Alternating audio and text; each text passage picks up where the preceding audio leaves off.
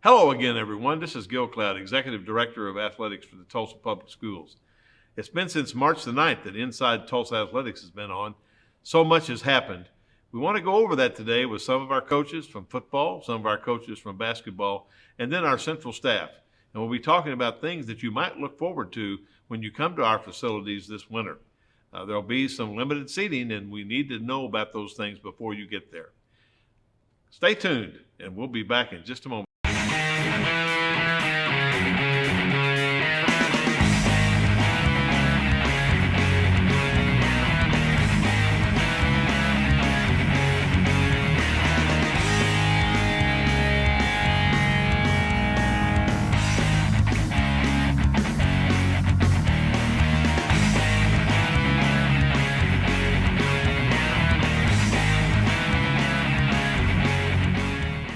Well, welcome back. As I said, this is our first show this year, and we have somebody who's very, very important to us, our coordinator of sports medicine, Steve Friebus. And Steve's going to talk to us a little bit about COVID-19 and the protocols and what we've been through literally from June right up until yesterday.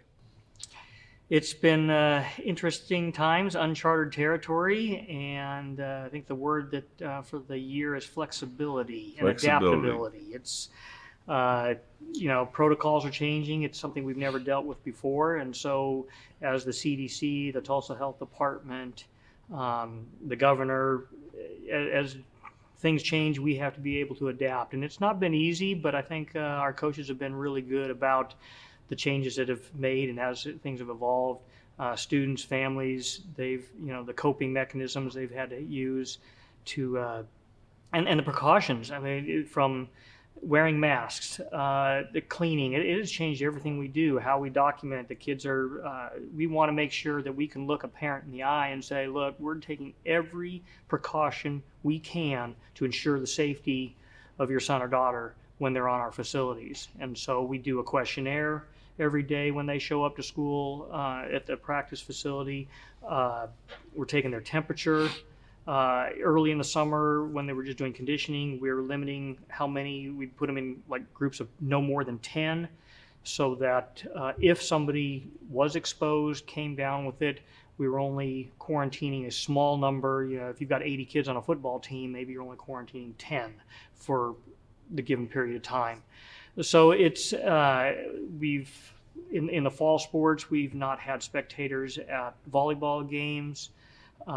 Limited capacity. I think the patrons overall coming to football games and things like that have been, for the most part, receptive when we say, look, you have to have a mask to come into our facilities. And we put announcements out, please hand sanitize on a regular basis, social distance, just be in your small family groups.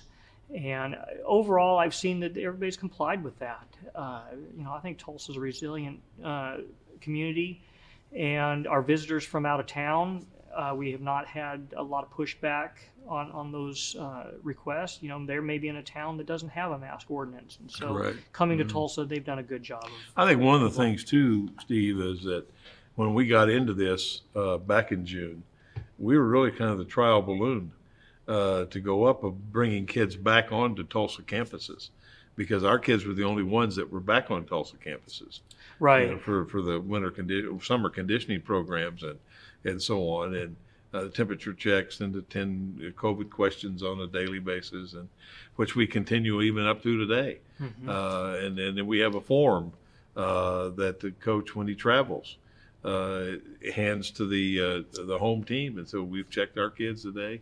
There's the kids that are available.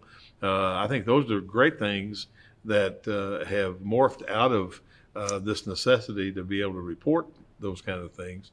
Where do you see us going as we get ready to go indoors? We'll be making the recommendation next week, as to what the capacities will be. How do you feel from a medical standpoint that we're going to, are we going to be prepared for that? I think we are. I'm on the side of, I want to see kids back in school from both a psychological, mental health side of things as well as the physical. There's been so many studies out there talking about the detriment the kids being isolated from their friends and their normal life, that the coping, they're struggling with what to do, the depression, suicide. So many kids, it's the school that's part of their identity, whether it's a community identity, a team identity. So I think it's important. And again, we have to be able to let the parents know we are ensuring their safety. We're taking measures to keep them, how they move about in the classroom or in the hallways and things like that, what we provide to protect the teachers and those coming on. I'm a little concerned being that the timing, and it's at no fault of anybody, it's just where it is. We're coming into Thanksgiving, we're going to come into Christmas, and traditionally people travel, people get together. And so I hope people will be very judicious, especially if you have kids who participate in sports. Just know that if you travel and you go get exposed to somebody, we have to follow the CDC, Tulsa Health Department guidelines, and your son or daughter may have to quarantine for 14 days. I think that's one of the things that the people can rest assured, our patrons, the district has really worked hard at our COVID protocols and those kinds of things, and have assisted us now by allowing us to hire 2 new trainers. Yes, that's going to be huge.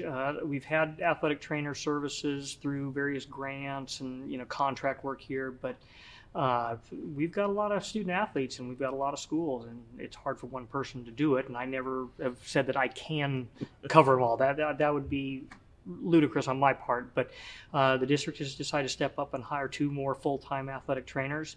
And I hope that's the beginning of more so that we can adequately cover, but it's going to be huge, tremendous help getting the kids the care that they need when they get injured or are worried about an injury. Well, the ratio certainly goes down. 3,000 to 1 or 1,000 to 1. Yeah, I'll take that. Our 3,000 student athletes, I know you've done a heck of a job just trying to cover that. And, we, like you say, we've had one supplied by an outside group that no longer does that. And so the district has stepped up and is allowing us to have 2 more very qualified people. We're excited about the quality that they bring to the table. What's something you can tell our viewers that in the last 20 seconds we've got here that they need to look forward to this winter? I think they need to take a personal look at how they want to do things, travel. And, this might be the year to not have big, giant family gatherings. Take care of yourself first. Take care of your kids, and be safe. Might have to take a little extra precautions, but I think we can get through this. I'm positive. I think we can too. Thank you for being here today, Steve, and thank you for all you do for our kids. When we come back, we're going to have Jonathan Brown, who is the head football coach of the Booker T. Washington Hornets. Which one of these items can be recycled in the city of Tulsa's blue recycling cart? Mini blinds, hanger, plastic bottle. The correct answer is plastic bottle. Plastic bottles and jugs are great for the city of Tulsa's blue recycling cart. But mini blinds and hangers should be thrown away in the gray trash cart. Learn more at tulsarecycles.com. Being an athlete at Nathan Hill's means that you have to be consistent, outgoing, and be dedicated because students at Nathan Hill look up to the football team. Being an athlete at Nathan Hill has taught me to be confident and disciplined and always to be open-minded and always ready to work with people no matter how difficult it is. Welcome back to Inside Tulsa Athletics. Now we have the head football coach, Booker T. Washington Hornets, Jonathan Brown. Jonathan, welcome to the show. Thank you for having me. Well, I tell you, we're hooked up in a heck of a football season right now. A lot of challenges for coaches, a lot of challenges for kids, a lot of challenges for our spectators to be able to come to the games. As you go into this, your first year as the head coach, and now we're 4 or 5 weeks into the season, what have been some of your greatest challenges getting the kids ready to play, given all the outside problems that we've had? I mean, I think just making sure that the boys, my greatest part is making sure that the boys, when they leave, understand that not that they have to quarantine, but they can't live the same lifestyle that they've been living. And that's the one thing that I've been trying to get them to understand. And actually, my first Booster Club meeting that's the thing I told the parents was, this is going to be an unusual year. Can you help me out and try not to go out of town as much and try to have the kids at home as much. And so just making sure that, we just try to stay COVID free so we can have a season, I think has been the biggest challenge. And I think that's one of the most difficult things for young people to grasp, that this is something they cannot control. No, They don't know when it's going to happen, and if you're in the wrong place at the wrong time, you could get infected, and then the spreading of that with everybody you associate with really gets to be a problem. So, as you enter this first year, is it everything you thought it would be to be the head football coach at Booker T? It is. I was actually, it's funny you asked that. I was just having a conversation with my dad. We were playing dominoes the other night, and we were talking. He asked me the same question. I said, I'm humbled every time I walk in that building. Just understanding the coaches that were there before me, the players that were there before me, and actually being able to be in this situation. It's a humbling experience, and it's the best job I could ever want. I'm not going to lie. I love every bit of it, though, because I love being a mentor and being a coach. And being able to help these kids as be men and be stewards of their community and understanding what it is to be a man. I love it. It's just a humbling experience. Well, I know that we always emphasize with our coaches and our athletic directors, you have a tremendous responsibility to those kids. A lot of them don't have the kind of home life that we had when we grew up, and to be that person in their life that could get them in the right direction.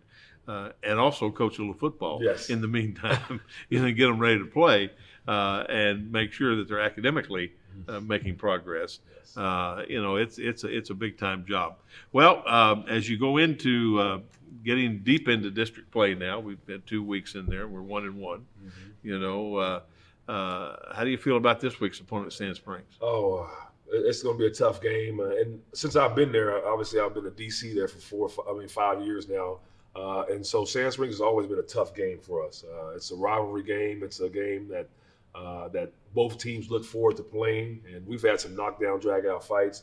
Coach Klink has done an excellent job of getting his boys prepared for what we've seen on film, getting them prepared. They're a tough, hard-nosed group of football players and athletes, and it's going to be a tough game. But I think I know we will be ready to go out there and play, and our boys are excited to have the opportunity to go out on S.E. Williams Friday and play the Sand Springs Sandikes. It's always good to play at home. Oh, yes, it is. Yeah, Always it'd good. be a great thing to play at home. As you look at your personnel, you lost a tremendous playmaker. Tell us about that.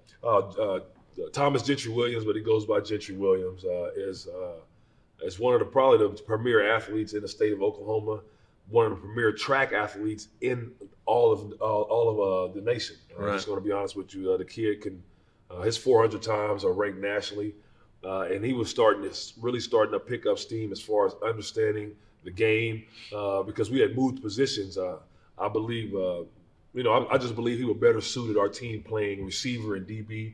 A couple years ago, last year he'd been playing quarterback. But I think that being able to use him, or we were going to use him tremendously, and as far as offense, defense, and special teams.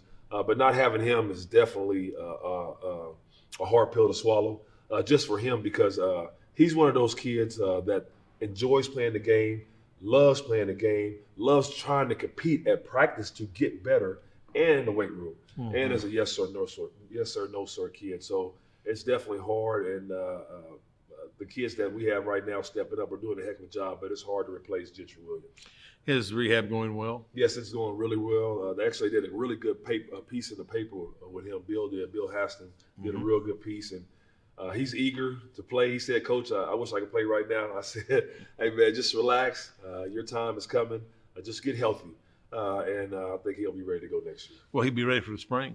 Yeah, track. I think he will. I think he'll be ready for track because now, Coach Cloud, that people are coming from these ACL injuries a lot faster than back in the day. It's very common to have an ACL injury now. Back in the day, that was kind of like a death knell when you got Absolutely. an ACL injury. And so, I can remember when I played at Oklahoma. If you got an ACL, they put the cast all the way up to your hip, and the muscle atrophied, and you were probably done. Oh, You yeah? probably never would get back. Yeah. You know, because you had this one and the other one, it just never came. It is technologically, I think we've taken care of our kids a lot better, and so on. Well, Coach, good luck this week. It's going to be a tough football game, but we're excited about that. And when we come back, the Director of Athletics and the head football coach at Thomas Edison High School, Tony Daniels. Which one of these items can be recycled in the city of Tulsa's blue recycling cart? Glass bottle, string lights, ceramic mug. The correct answer is glass bottle. Glass bottles and jars are perfect for the city of Tulsa's blue recycling cart. But string lights and ceramic mugs should be donated or thrown away in the gray trash cart. Learn more at tulsarecycles.com. Being an athlete at Booker T. Washington has taught me to carry myself with class as an athlete, student, and friend, and to have responsibility on and off the field. Being an athlete at Memorial High School has taught me to be a better person, because when you play sports, attitude is the main thing you have to deal with. Not just your own, but other people's. It also teaches you to be the bigger person.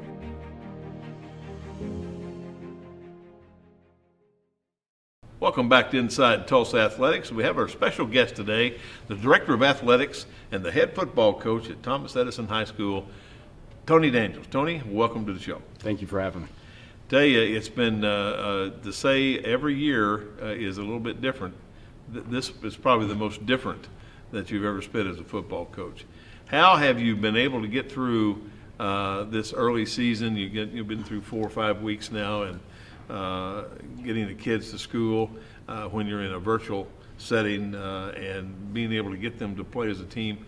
What are the challenges that you've seen with that? I think the challenges would be, we talk to the kids every day about adversity. And there's some things that, we always tell them. You have to wear a mask. If you want to continue to play football games and you want to be together and be around one another, we still have to wear a mask. We have to wash hands, sanitize when we can, which is still a daily basis. But just, right now, not being in school. So the kids are getting up. Whenever they get up and they get around, they're doing their work, they're online and going virtual, but then getting them to make sure sometimes they're the older student that is in their household and they have multiple kids, or maybe they have a younger brother or sister, and trying to get them up to practice. And they're trying to help make sure, and I can only imagine, because when our school for my kids have virtual days, seeing them go through, and my 10-year-old, and just trying to get them set up and get everything. So I can only imagine. I can't even imagine. So I think that that's one big struggle. But it's some things that we just keep talking to them daily, just about facing adversity, becoming better men, and knowing when obstacles challenge us, how to overcome them. I'm sure that probably has a direct effect on your preparation each week as you go into a game plan, and all these other things on the outside of that game plan filter into the coaches, to the coaches as well as the student athletes' minds. Is it more difficult for them to get focused on what the objectives are for each week? I don't think they really think about that. I think they think, our student athletes think about game week, they think about Friday night, they think about just, showing up for practices, they, work, schoolwork, that kind of stuff. But I don't think it's much more than that they think of. Just being able to show up, number one, I think is first and foremost for the student athletes, and our coaches being able to see them and have interaction with them. But I think on a daily, it's just we're showing up, we're working on our stuff to work on, and at any given day we could receive a phone call and it all could be shut down. But we try not to talk about that. We try and stay positive with the guys and just worry about what we can focus on. I think that's one of the most difficult things from a planning standpoint. When I've got 19 schools, and we wait for that phone call every day too. What we're going to shut down and so on, and what effect that'll have on the student athletes and that school culture. Right. I think it'll be important for us to get back into school.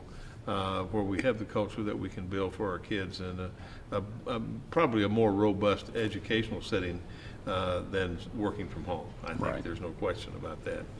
Well, the season has been difficult a little bit. This started out, I think, has always been something that you're playing 5A football. It's every week is a new week. You get people that can play pretty well. Reflect on your season a little bit at this point. Sure. So not exactly where we had hoped where we would be. And I mean, everybody's in the same boat. So typically when you come in, you've got spring ball that you can kind of work out some kinks and you kind of know what's going on. And you have a better idea of where you're at, but none of us were able to do that. And so it kind of pushes everybody back. And then when we were able to get started, whenever two-a-days kind of had begun, we're just kind of figuring out about the team. It's a little bit different than coming in through summer pride and you're lifting and running. You can see what kids are able to do and what they can't do, but when you put the pads on, it's a little bit different. So we're not exactly where we want to be. We have a lot of talented. I mean, we still have kids that are receiving accolades from D1 schools all the way down to NAIA schools that are contacting us asking about our juniors, our seniors, and that group that we have. But I tell you, the freshman sophomore group that we have remind me a lot of the 28 kids that we just graduated the previous year, talent-wise. Watching them play in JV games and watching them line up, I mean, it's been really good. So to have the guys that we know that we have in our program, we just got to keep working every day to get better each week. Well, in the last 45 seconds we've got here, we got to talk about your game this week against Bishop Kelly. That came in number 1 in 5A after Carl Albert goes down. Right. How's Kelly? Good. Each year, every year, whether they lose a few here or there, they're always reloaded. And it's something that JJ has done a great job over there, and we have a really good relationship. But they're talented. They're really good at the skill positions. They've got some linemen that play up front. They do some things that kind of can hurt some teams, but it's just one of those things. We just got to keep working. Well, we'll play 7 o'clock at Fortune on Friday night, and we certainly want you to be there. Stay tuned with us now because Aaron Daniels, our new head basketball coach at Central, will be up next. Which one of these items can be recycled in the city of Tulsa's blue recycling cart? Plastic bottle, cooler, laundry basket. The correct answer is plastic bottle. Plastic bottles and jugs are perfect for the city of Tulsa's blue recycling cart. But coolers and laundry baskets should be thrown away in the gray trash cart. Learn more at tulsarecycles.com.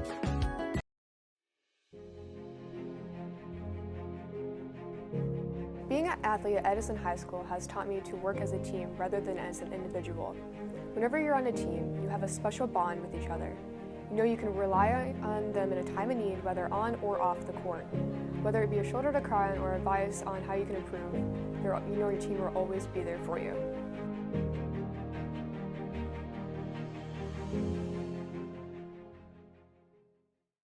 Welcome back to Inside Tulsa Athletics. We have a brand new special guest. Aaron Daniels joins us. He's the head basketball coach at Central High School and has a tremendous background. Aaron, welcome to the show and welcome to Tulsa. Thanks for having me, and I'm glad to be back in Tulsa. We got to put the emphasis on back. Yeah, you're a Tulsa guy. Yes, sir. We always want to get our Tulsa guys back. Tell us a little bit about your coaching background. Well, I started coaching back in the fall of 2011, right after I graduated college. I was at Muskogee High School on the girls' side. I was there for 5 seasons, and then in August of 2016, I got my first opportunity to be a head coach at Piedmont High School. I was there for 2 years. And then the season after that, I was the head boys coach at Tecumseh High School during the 18-19 campaign. After that one, last year, most recently, I was an assistant coach at Millwood High School. And now look at me, back home at Central, back in the driver's seat as a head coach. Absolutely, and Central, as you know, has had a good history. Yes, sir. In high school basketball. I think one of our friends that we have in common, T. Scott. Yes, sir. All the success that he had there at Central and everything, and then at Muskogee. And you worked for T, did you not? I didn't get a chance to. That was the original plan coming out of college for me, but he ended up retiring he had to do what was best for him at that time. Sure. And but he did me a solid and got me linked up with the head girls coach at Muskogee at the time, and everything just took off from that point. But it would have been poetic justice if I got to work under my mentor. But Yeah, he's certainly an interesting character. oh yeah. The starting out with the girls, did that help you as you morphed into the boys program?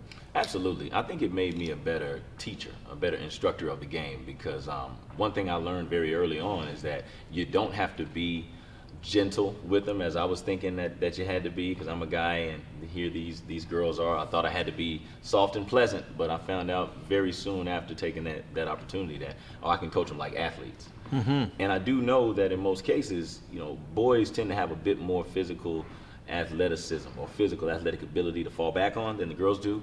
So what you have to do from an instructional standpoint when you're coaching girls is you have to be sound fundamentally. And it really helped me blossom and bloom as a teacher. Out here over the summer, have you had a chance to really look at your prospects for this next year? I have. And, it was actually a good timing when I got the opportunity here at Central. So throughout the month of July, getting some of that outdoor work in with the guys, I got to see some faces and put some names with some faces. And even some of the guys who are now on the football field, they started out with us in basketball, just allowing their presence to be felt. And we got to see, okay, we got some athletes out here, and our numbers are starting to climb up day by day now that it's officially basketball practice time. So, Sure. We'll make do with what we have, but we happen to have something that I think could be very promising. Excellent. That is a challenge. We're talking to coaches today about the challenge with vertical education, virtual education, and not having the kids in school all day long. How has that been in your transition, literally not to see those kids during the day? Personally, it's been different, and I think for the same reasons that every other coach would tell you it's been different, because I think us coaches are control freaks to some degree. We want to be able to know what our kids are doing for as much of the day as possible. And when they're out of sight, it's like out of sight, out of mind to some degree. Mm-hmm. So we got to work on the honor system here, which is difficult. But now, we've got some pretty trustworthy parents that I've gotten to meet so far that are pretty good about staying on our young men and making sure that they're up, number one, and in front of that laptop when they're supposed to be there. Good thing you come into, you don't have to build a tradition. You've got a tradition of winning. That's right. There, but you have your own culture and you have your own way that you want to coach, and everybody does, I think, and that's an important thing to get your stamp on the program. As we started practice last week, how do you feel that you'll get through this month before we actually start playing? I feel good about it. I'm excited as if I still got some eligibility left. There you go. It's fun because we go twice a day. We get up dark and early. Our first practice is at 6 a.m. and we go until 7:30. Give them ample time to get home and get cleaned up so they can make it to their first class, which starts at 8:30. And then we double back in the afternoon during our designated athletic period, which is from 3:10, and we finish at 4:40. So I'm one of those guys that I believe you can turn a good day of productivity into a bad day of productivity just because you don't know when to go home. So instead of spending 3 hours in one setting, we split it down the middle. And the guys, it's always rough at first because getting up before it's sunlight outside is rough if you don't do it every day. But we're slowly but surely starting to get into a rhythm, and the guys look like they actually enjoy the progress that they've seen from themselves. Well, thus far, who do you think is going to be some of your leaders, the guys that you're going to count on? Thus far, we've had 3 of them that have really taken the mantle from that leadership aspect, and one of them is Carlin Brown. He's a junior. He's returning from the last 2 seasons. He's got a lot of varsity experience under his belt. He's been a starter the past couple of seasons. He's played a lot of heavy minutes, so he knows what the grind is all about. I don't think there's any stage that he'll be unfamiliar with. And then we got a kid named Sean Edmondson, who's also got some varsity experience from last season. And these guys, they aren't great big personalities, but they're slowly but surely starting to become more and more vocal. And so I look for those 2. And then we got sort of a transplant or an import. His name is Kalen Williams, and he's also a junior. It's just something about that 11th grade, and those guys are working their tails off, and they are demanding the same things from their peers. Well, that's great. That's great to have them for a couple of years too. And that's right. Absolutely. That's right. Well, we're glad you're here. Welcome back to Tulsa and Tulsa Central.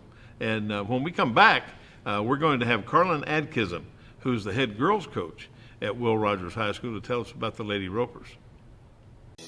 Which one of these items can be recycled in the city of Tulsa's blue recycling cart?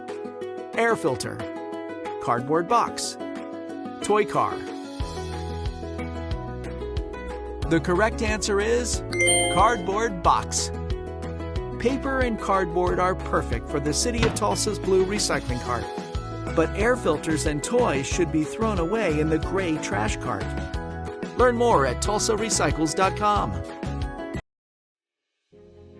Athletics is so important at Tulsa Central because it's an outlet for some of our kids there. They get a better opportunity to basically give back to our community. At McLean, the sports is what mainly drives a bunch of the students to come to school every single day and work hard because they want to be able to come from the classroom to the field or the court and show what they're good at. Welcome back to Inside Tulsa Athletics. We have with us today Carlin Adkism, the head girls basketball coach at Will Rogers Ropers, and coming off what almost was going to be a state championship, but got called off the day we started that on March 12th. And Carlin, we're certainly glad you're here. We're certainly glad we're back in at least some type of school. And talk about a little bit about the challenges as you come back into the fall season. We haven't really seen your kids in school yet. Right. How do you prepare to get into a very competitive 5A league when you haven't had a chance to be with them much? It's tough, like you said. Just not having the summer leagues that we normally have, the summer camps that we have, to get the camaraderie for your team and the experience they will have over the summer, over the course of the summer. It's just pushed everything back for us, and so now we're kind of like we feel like we're like rushing into a season because we have not been able to see our kids, like you said, and it's tough for us right now. Do you think you'll be able to catch up as the season gets into that? I mean, you skill-wise and conditioning and everything? Yeah, yes, I do. I do feel like we have enough veterans on our team, seniors on our team, to where we can catch up. But I know it's a lot of teams out there that doesn't have that senior leadership. That's going to have to depend on some younger classmen to step into those roles. But for us, I feel like we once a couple games in, we'll be okay. What a difficult thing the day of the state tournament.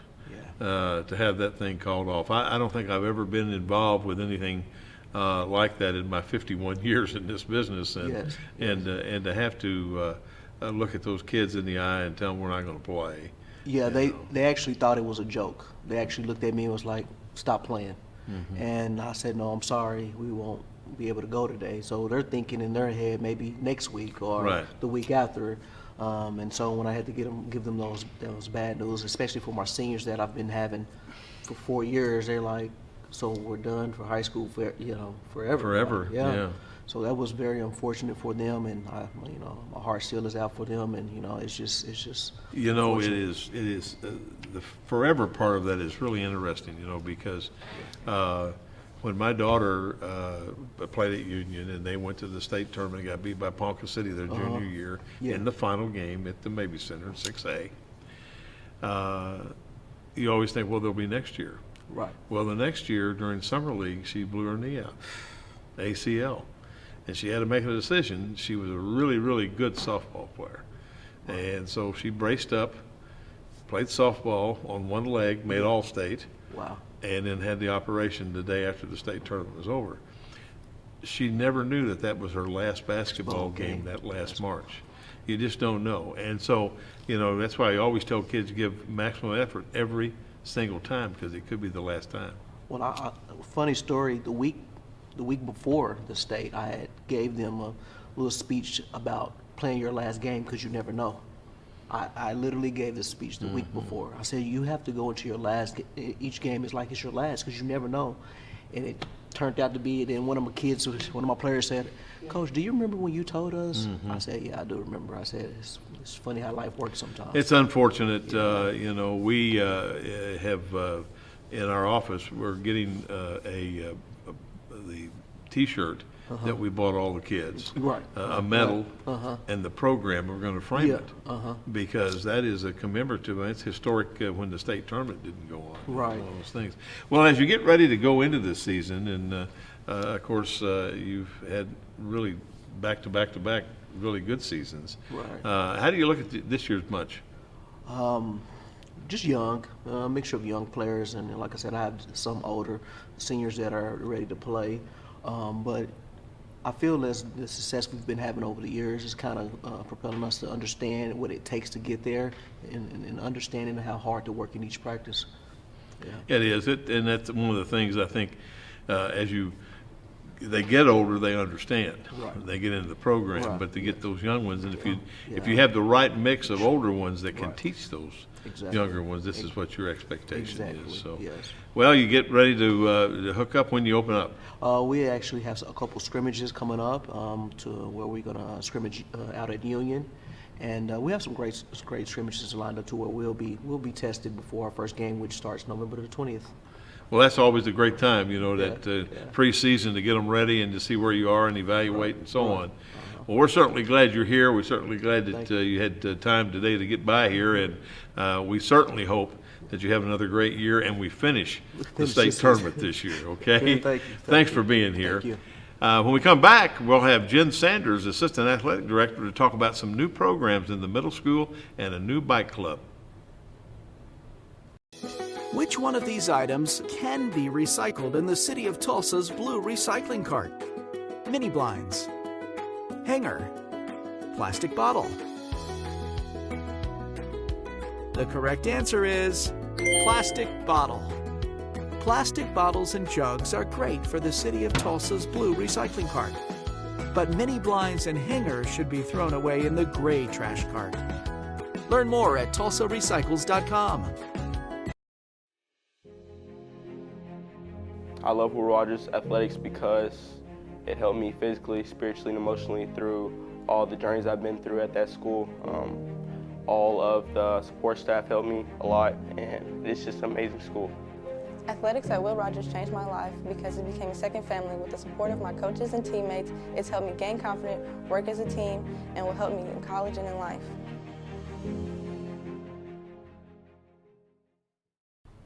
Welcome back to Inside Tulsa Athletics. Now we have Jen Sanders, Assistant Athletic Director for Activities and Athletics. And Jen has so many things going on all the time that, she ought to have a medal just for supervising cheerleaders. But the rest of that is that we've started some new programs in the middle school. Jen, so tell us a little bit about that. Yeah, and I love the cheerleading teams. We've had some great success, and it's a lot of fun to be around those kids this year. But yeah, we've started some new programs in the junior high. We've actually opened up a swimming program for our middle school kids. We've started that at Carver and at Memorial, Thoreau, and Monroe. So those are our four. And we're really excited. We started last year at Monroe. They actually have a really great pool just by giving kids swim lessons. We partnered with the YMCA. We noticed that we had quite a few kids that either weren't strong swimmers or were just learning. And of course, we had to suspend that program, in March due to COVID. But we were excited about getting those kids involved and hopefully transferring those kids eventually to McLean to be swimmers. And then, of course, Carver and their feeder Booker T. They've actually had a YMCA league team for the last few years. So, building that program up has been well. And then, of course, Joanna Bentley, who's really recruited those Memorial kids, and she has Thoreau kids as well that have swam for her the last few years. So it's been fun. We noticed that there was a need to build those programs, and of course put it in our budget, and hopefully we're able to provide some support for those kids. Well, it's exciting to restart a swim program at McLean High School because of the feeder from Monroe. I think that's one of the things that we look forward to doing. And as we work into other areas that you're involved in, this mushrooming concept of bike club is just incredible. Yeah, it's been a challenge this year. We haven't really gotten to really start up bike club just yet, just because we started school. We delayed school, but we also have decided for the first 4 or 5 weeks we will do a virtual bike club. So kids will still get to meet. They'll still get all of the information on how to put their helmets on. We're gonna still distribute all of their helmets, their safety vests, and things like that, so that if they have a bike at home, they can begin riding safely. But the other side of that is we're also going to show the kids some different parts of Tulsa. We've got Mike Wozniak, Jason Horton, some of those guys. They've got some GoPro cameras, and they're going to put it on their helmets and take kids on virtual rides all over Tulsa. We've also got some BMX guys that are going to showcase some of their activities. So I think that side of things will be fun, but also just the connection that all of our volunteers will begin making virtually or at a distance will be important to our kids to know that they've got someone there for them, and that they have something exciting to look forward to when we do get to go back in person. And we're doing some bike repair, aren't we? That's right. Yeah. So we've had some pop-up shops. Jason and Mike and the team, Lance, Gary, they've all had some pop-up shops at quite a few of our bike club schools where they pop up a tent, and then the kiddos can bring their bikes by to get checked out. That's one of our things is we really want kids to be safe, and if your brakes don't work, that's not too safe. So kids have brought their bikes by, and we have one tomorrow at Mohawk Manor in that housing complex. They're actually going to pop up a shop there. And then in November, we'll have some again at our bike club sites for kiddos. And like I said, in adults as well. If you have a bike and you need a new tire or a tube, we can replace that and take care of that for you guys. And like I said, Humble and Sons have been huge partners. They've really worked hard to embrace Tulsa Public Schools, and they have really changed the cycling community to be, TPS is a large part of that cycling community now, and we're so thankful for them and all the work they do. Well, I think the outreach of those kind of programs are really, really outstanding for the school district and those volunteers who spend a lot of time. One of them that and you and I have been working on is the YMCA partnership with East Central. As we get ready to build that new facility out there and hopefully breaking ground in November, I believe now, there's going to be 7,000 square feet over there that ultimately, if we're successful in the 21 bond issue, that we'll have a partnership there with a physical fitness area and so on. So I think those are really, really important for our school district to be involved in those communities, and things like Bike Club and YMCA, and those are really important. As we wind down this fall season, what are you looking forward to in the winter? Well, we've moved all of our junior high sports to the spring, so, we're looking forward to that. We're looking forward to our swim season and what that's going to look like for our kiddos, and just competing at a high level, and like I said, and obviously staying safe doing so. It is going to be interesting. We're going to be playing football and volleyball and cross country in February and March, because we did postpone those from the fall. That's great. I'm glad you're here this time, and when we come back, we're going to have Mick Wilson, the Deputy Director of Athletics, is going to talk about compliance.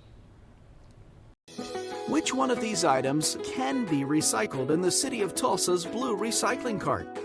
Plastic bottle, cooler, laundry basket. The correct answer is plastic bottle.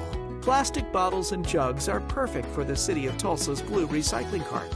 But coolers and laundry baskets should be thrown away in the gray trash cart. Learn more at tulsarecycles.com.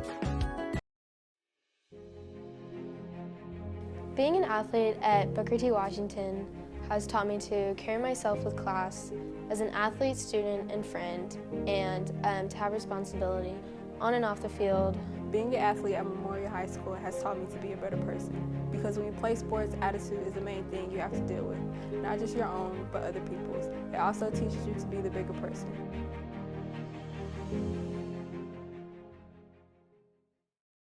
Our next guest is Mick Wilson, the Deputy Director of Athletics.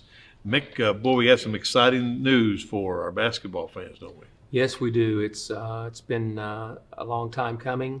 It's probably not something we anticipated having to do, but we've had all kinds of pitches the last few years. Gil, it's hard to believe we're going on 9 years now. 9 years with the tournament champions kind of being brought back into Tulsa Public Schools, but it's an exciting time, no doubt. I'm really have mixed emotions. It's hard leaving the Maybe Center, but as our viewers need to know, we are moving it to the Be OK Center, and it's going to be an exciting time for basketball fans, an exciting time for kids, and all the folks that want to see basketball in a world-class venue are going to get that opportunity. I tell you, our friends down at the BOK have given us a tremendous opportunity, I think, to showcase high school basketball in the state of Oklahoma for 3 days. And to have a venue like that for 3 days speaks volumes, I think, to their commitment to this community and the kids in this community and those from around the state, because as you know, the Tournament of Champions, we draw from all over the state, from all classes. We do. There's nothing comparable to what we've been able to do, not only ourselves, but the people before us, whether it was J.V. Haney or Tommy Thompson or Terrell Lester, all the folks that have great hands, and Mike Brown, Barry Lewis, the people that have helped develop the Tournament And originally Doug Duggar. That's right, and turn it into what it is today. It's not that you or I can sit here and take credit. It's a long legacy of folks that have been able to not only perpetuate its existence, but really just make it better and better as we go. And that's all we've tried to do, is just to add little touches here and there. But it's no doubt the premier tournament in the state. It's the one that people aspire to get that invitation to go play. And adding a venue like the BOK Center is just going to really make it even harder to top. You know, when we get accolades from David Jackson and Amy Castle and Mike Whaley and tell us that sometimes they look to us to see what the climate is for basketball and how to way to operate and some things to do, that's quite a compliment. And so it's something I know you don't take lightly, and neither do I. And we just try to do our best to make it a great tournament, not only for the kids, but for the coaches and for the fans and the city of Tulsa. And it's also a great way that our district, Tulsa Public Schools, puts its best foot forward.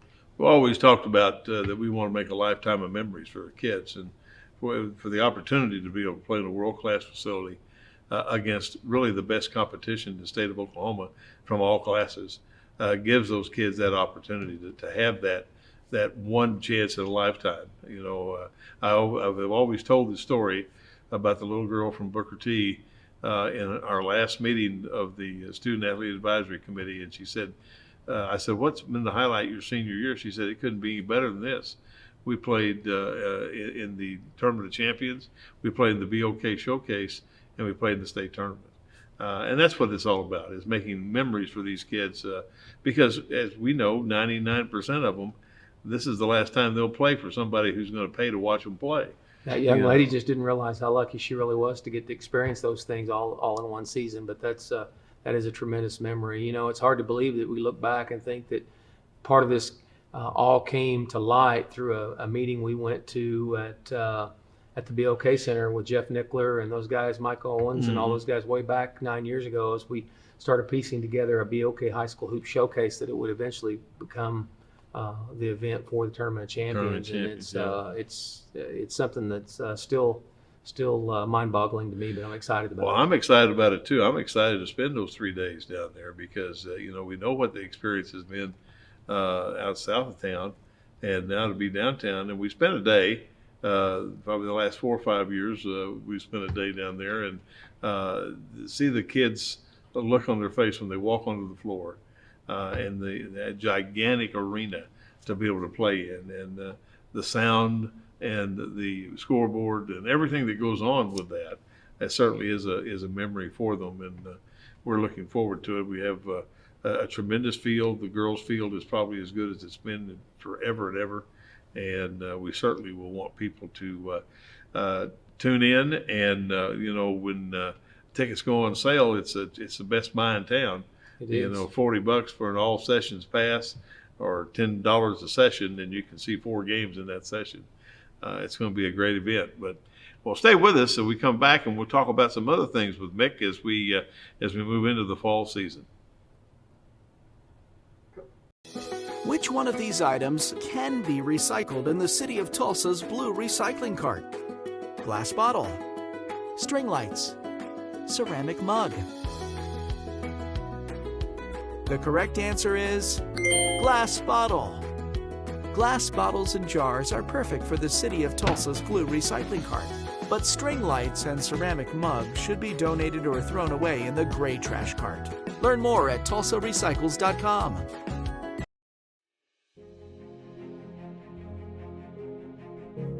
Being an athlete at Edison High School has taught me to work as a team rather than as an individual. Whenever you're on a team, you have a special bond with each other. You know you can rely on them in a time of need, whether on or off the court. Whether it be a shoulder to cry on or advice on how you can improve, you know your team will always be there for you.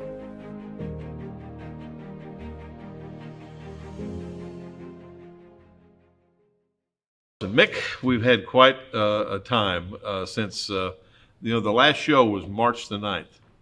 And we haven't had a show and we haven't had school since that time. I think I was here for that show. I think you were. And it's been quite a break. I know you like to go to breaks for your sponsors, but that one was a little excessive, Gil. A 6 months break is a little bit. Cut that back a little bit because definitely miss our airtime and be able to talk about things in the sports world and especially our athletic teams and programs in Tulsa Public. Well, let's talk about what we've done.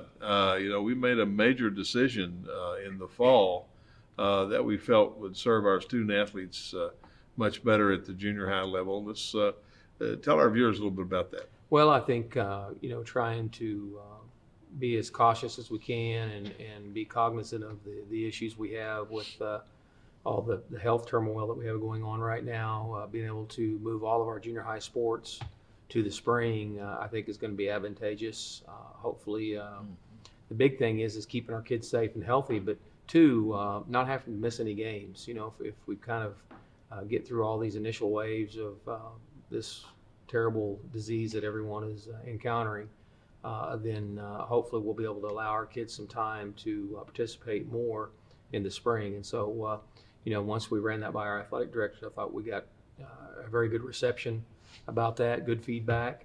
And so we're able to push all our sports, including football, into the spring. And I think it's going to be interesting. I've spent this week working on junior high basketball, and who would ever thought that will be our first sport that for the school year will be boys and girls basketball beginning in the first part of November. So I think that's definitely going to help us. And, it'll be an exciting time to see how our kids react with participating in a sport in a different type of season, so to speak. It certainly will be interesting, I know. But I think what we've tried to do is to spread things out where we're going to play basketball in November and December, and we're going to finish before Christmas with the winter. And then in February and March, we'll have volleyball, football, and cross country. And then as soon as spring break, we come back from spring break, we'll have our track and our soccer. And of course, track and wrestling and cross country are all new sports for our junior high kids. And we hope that will help us with retention and keep kids in our program moving toward their high school programs. I tell you what, Gil, it's going to be a very, very busy spring. Jen and I sat down today and was going over things for volleyball, just trying to schedule gymnasiums and facilities and places that we'll be able to get our kids into a space that they'll be able to participate. But it's going to be fun with the basketball, being able to get it in and be able to end the season probably a little earlier than I want to, especially because our junior high basketball tournament for our viewers.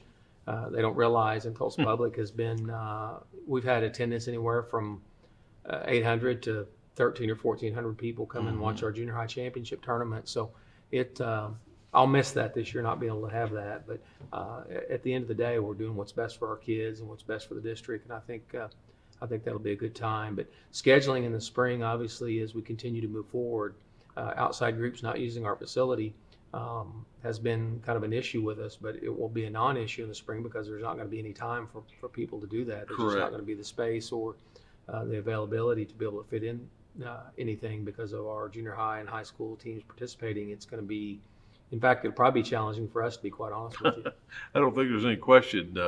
It will help that we'll be having 2 new stadiums online that we have not had with the Rogers Stadium opening 2 weeks ago, and in 2 weeks, Carver Stadium will open. Gil, I think I hope that our fans get out and visit those new venues.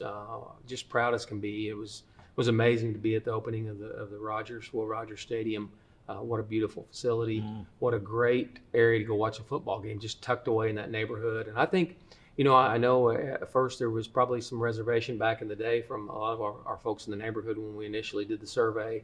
Gosh, Gil, it's hard to believe that's been 8 or 9 years ago now. Yeah. But to go through that and now to see where we're at with that stadium, I think that neighborhood's probably proud and probably glad to see that's come to fruition. And from it's an amazing. economic development status, the businesses around there are going to pick up because there'll be traffic through there that has not been through there in the fall. Well, it's like when we looked up, Gil, that night, there were TU students that had come down the street on their bikes and walking and running just to kind of see what was going on, and watching the games through the fence was kind of exciting. So hopefully they'll be able to get out and visit that venue, and then with what we're doing at Carver and the restoration of Old Hornet Stadium, I know we've got a lot of guys that are excited to get in there and see a football game. There's even already rumors that people would like to see a throwback football game where Booker T goes back over and plays one for old time's sake and spirit.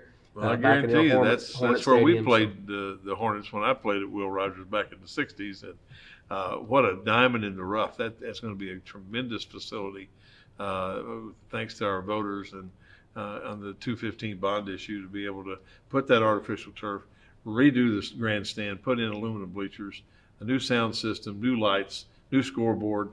What a great opportunity for our students over there. But well, when we come back, we'll be closing our first show of the year, and we'll talk about who's going to be on next time we're here. Which one of these items can be recycled in the city of Tulsa's blue recycling cart? Battery, steel can, thermos. The correct answer is steel can. Aluminum and steel cans are great for the city of Tulsa's blue recycling cart. To dispose of e-waste like batteries, contact the city of Tulsa. Learn more at tulsarecycles.com. I love Will Rogers Athletics because it helped me physically, spiritually, and emotionally through all the journeys I've been through at that school. All of the support staff helped me a lot, and it's just an amazing school. Athletics at Will Rogers changed my life because it became a second family. With the support of my coaches and teammates, it's helped me gain confidence, work as a team, and will help me in college and in life.